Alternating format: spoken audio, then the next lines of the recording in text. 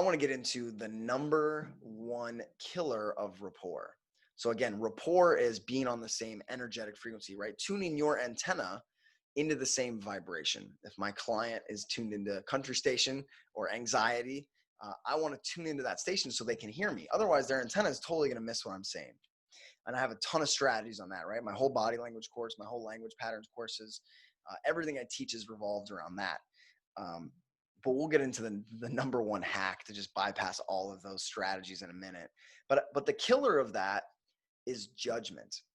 And the reason that judgment is the killer, the reason that we have judgment, it's a survival mechanism of our subconscious mind.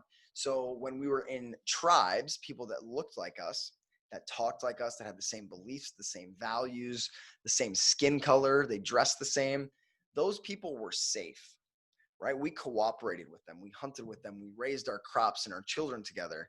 And we survived because we were loved and accepted by them.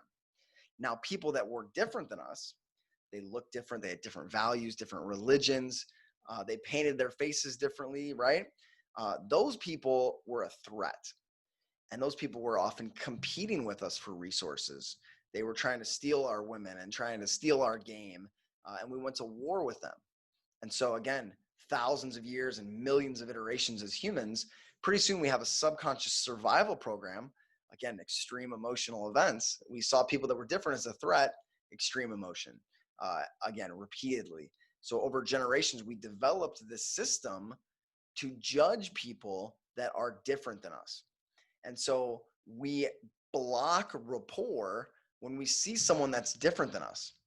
Again, it's a survival strategy that we've outgrown, but most people keep, right? It's part of our lizard brain that keeps us in the human form, but it's not of our spiritual best interest. So we're judging others, and that gets us out of that energetic syncing up. So anytime you judge a client, anytime you judge your parents, anytime you judge your kids, and most importantly, anytime you judge yourself, you lose rapport. You are then out of sync with that person. And it might not seem like that big of a deal, except what's the first step of hypnotic influence? It's rapport. So if you judge someone, you are never able to influence them, or never able to influence them in the way that you would if you had that rapport, right? So that likability and trust is only there when it's judgment free. Most clients, the number one reason that our clients and coaching clients and hypnosis clients change is because they like the therapist. Without that building block, you don't have any change, because no one's going to be influenced by somebody they don't like, because we judge them.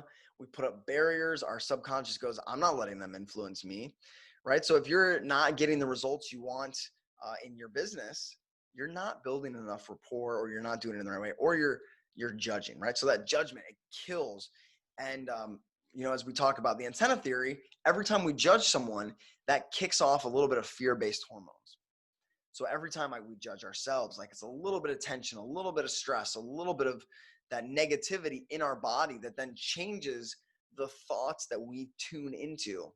And because we're trying to tune our antenna into these resourceful states where we feel great, where we have more capabilities, judgment is the killer of that. So when we judge, we lose ability to influence our own state. So